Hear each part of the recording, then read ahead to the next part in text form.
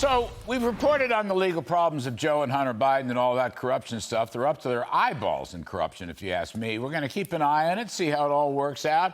But Joe Biden's got another problem. I estimate he's got 4 to 6 weeks before the Treasury essentially runs out of money. Revenues are down. Federal spending is way up, an incredible $350 billion over last year. This year's deficit could come in close to $2 trillion, believe it or not. Actually, you have to believe it, because Mr. Biden's been running around the country telling people how much he's cut the deficit. So you always do the opposite of what he says. Didn't quite work out, just saying. Now, because revenues are short and spending is long, the Treasury's cash position is going to be thin. That poses a big problem. The so-called Yellen X date may not be exactly June 1. But given the fact that the Treasury on paper may be nearly broke, the X date may not be many weeks after June 1. I'm being honest here. I've combed through the numbers.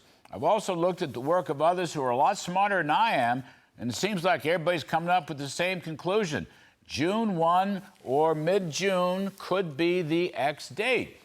Now, there's only so much Janet Yellen can loot from the retirement funds of the civil service, the post office, the railroads, the thrift savings plan, the exchange stabilization fund. She could keep looting even more in return for IOUs to pay him back, the so-called Treasury non-marketables, but it gets dicier and dicier as the Biden deficit hole gets deeper and deeper. Another problem is, when you take a look at oil and other commodity price declines, it's got recession all over it. Did I see oil is $69 a barrel? Now, the good news is the commodity value of the dollar has recovered nicely in the past year. That's a very favorable omen for continued decline of the inflation rate. This is why I now believe the Fed should pause their interest rate hikes. Meanwhile, however, the M2 money supply is contracting, and the yield curve is historically negative and inverted. Comparatively speaking, the upside-down Treasury curve is even worse today than it was back in the 1980s. That from Kathy Wood a few nights ago. Real wages continue to sink. Productivity continues to plunge. Profits very, very iffy. Business investment in a deep recession. You know, people have jobs, but they're not paying after tax and after inflation. Grocery and gas prices still a big issue. So you basically got corruption in the White House, chaos in the economy. And by the way, you may have corruption in the Federal Reserve System.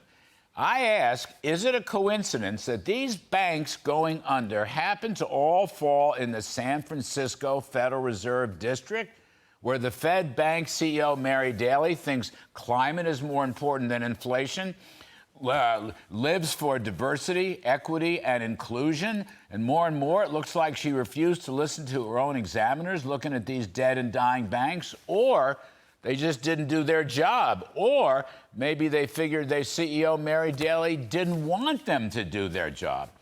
There's only one positive game in town, folks. Kevin McCarthy's Limit, Save, Grow plan to increase the debt ceiling alongside important budget reforms. Now, that bill will basically do two things. First, it will grow the economy with lower spending, fewer regulations, no tax hikes, and reopening the oil and gas spigots. Throw in work requirements as well. And second, for all the same reasons, the bill will reduce inflation. What you have here is more growth, less inflation. A year ago, I was saying, save America, kill the bill. But now I want to say, save America, pass the McCarthy bill. I think it's the only game in town.